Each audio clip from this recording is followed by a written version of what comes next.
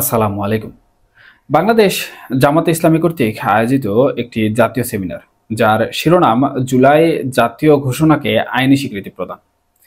এই সেমিনারটি সাম্প্রতিকভাবে অনুষ্ঠিত হয়েছে, যা ২০২৪ সালের জুলাই আগস্ট আন্দোলনের ফলে গঠিত জুলাই ঘোষণা এবং জুলাই সনদের আইনি ভিত্তি ও কার্যকরী পদক্ষেপ নিয়ে আলোচনা করছে। এতে জামাতে ইসলামীর শীর্ষ নেতৃবৃন্দ সহ বিভিন্ন রাজনৈতিক দল এবং সুশীল সমাজের প্রতিনিধিরা উপস্থিত ছিলেন, যা দেশের আসন্ন নির্বাচন এবং সংস্কারের প্রেক্ষাপটে একটি উল্লেখযোগ্য পদক্ষেপ। প্রথমেই বলে রাখি, এই সেমিনারটি জামাতে ইসলামের উদ্যোগে আয়োজিত, যেখানে জাতীয় নাগরিক পার্টি এনসিপি, ইসলামী আন্দোলন বাংলাদেশ, গণ অধিকার পরিষদ সহ একাধিক রাজনৈতিক দলের প্রতিনিধিরা অংশগ্রহণ করেছেন। এটি একটি সম্ভাব্য নির্বাচনী জোটের ইঙ্গিত দেয়, বিশেষ করে আসন্ন অনুষ্ঠিতব্য নির্বাচনের প্রেক্ষাপটে। সেমিনারের মূল ফোকাস ছিল জুলাই ঘোষণা এবং সনদকে আইনি স্বীকৃতি প্রদান, যা ২০২৪-এর আন্দোলনের ফলস্বরূপ উদ্ভূত হয়েছে। জাতীয় নাগরিক পার্টির সদস্য সচিব আক্তার হোসেন স্পষ্টভাবে বলেছেন যে একটি নতুন বাংলাদেশ গড়ার জন্য নতুন সংবিধান অপরিহার্য।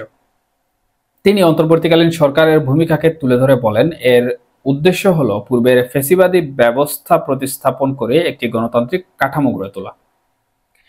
এই মন্তব্যটি বিশ্লেষণ করলে দেখা যায় এটি শুধুমাত্র সংবিধান সংশোধন নয়, বরং একটি সম্পূর্ণ নতুন ফ্রেমওয়ার্কের দাবি। বর্তমান প্রেক্ষাপটে, যেখানে জুলাই সনদের ড্রাফটে ৮৪টি সংস্কার প্রস্তাবিত হয়েছে, এটি রাজনৈতিক দলগুলোর মধ্যে একটি বৃহৎ ঐক্যমতের দিকে ইঙ্গিত করে।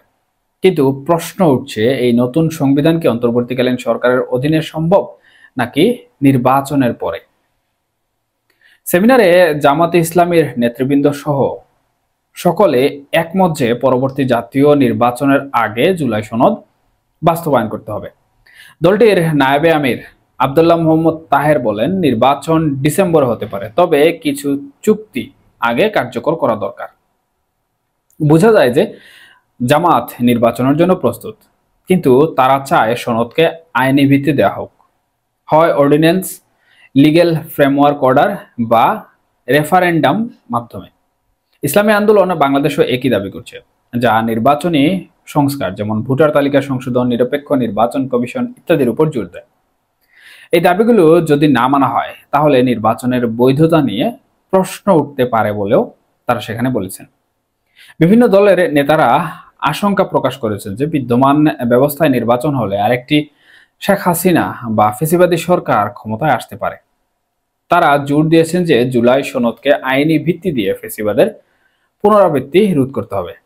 এই আশঙ্কা বাস্তবসম্মত, কারণ ২০২৪-এর আন্দোলনকে আপরাইজিং বলে বর্ণনা করা হয়েছে, যা বিপ্লব নয় বরং একটি জনগণের উত্থান। জামাত এবং এনসিপি এই ড্রাফট সনদকে প্রত্যাখ্যান করেছে, বলে এটি অসম্পূর্ণ এবং জনগণের আকাঙ্ক্ষা থেকে বিচ্ছিন্ন। বিশ্লেষণে বলা যায়, এটি রাজনৈতিক দলগুলোর মধ্যে চাপ সৃষ্টি করছে, যাতে সনদের চূড়ান্ত ড্রাফটে বাস্তবায়নের টাইমলাইন যোগ করা হয়। জামাতে ইসলামীর এক শীর্ষ নেতা বলেছেন, সকল দলের ঐক্যের স্বার্থে তারা ত্যাগ স্বীকার করতে প্রস্তুত। তিনি প্রশ্ন তুলেছেন, আমরা কেন এখন সংস্কার নিয়ে খেলা করছি? আমরা কি ৩০ দিনের জন্য খেলতে গিয়েছিলাম? এটি একটি শক্তিশালী বার্তা হিসাবে আমি দেখছি, যা আন্দোলনের ত্যাগকে স্মরণ করিয়ে দেয়। এই মঞ্চে একাধিক দলের উপস্থিতি একটি জোটের সম্ভাবনা তৈরি করছে, যা নির্বাচনে ফ্যাসিবাদ বিরোধী শক্তিকে একত্রিত করতে পারে। জামাত সবসময় নির্বাচনের জন্য প্রস্তুত এবং ২০২৫ সালের ১৩ ডিসেম্বর নির্বাচন চায়। এই সেমিনারটি বাংলাদেশের রাজনৈতিক ল্যান্ডস্কেপে একটি টার্নিং পয়েন্ট। জুলাই সনদকে আইনি ভিত্তি দেওয়ার দাবি শুধুমাত্র জামাতের নয়, বরং বিভিন্ন দলের ঐক্যবদ্ধ কণ্ঠস্বর। কমিশন এখন দলগুলোকে আইনি বাধ্যবাধকতার দিকে ঠেলে দিচ্ছে, যা নির্বাচনের আগে সংস্কার নিশ্চিত করতে পারে। কিন্তু চ্যালেঞ্জ রয়েছে, টাইমলাইনের অভাব এবং দলগুলোর মধ্যে বিভিন্ন ধরনের দ্বিধাদ্বন্দ্ব।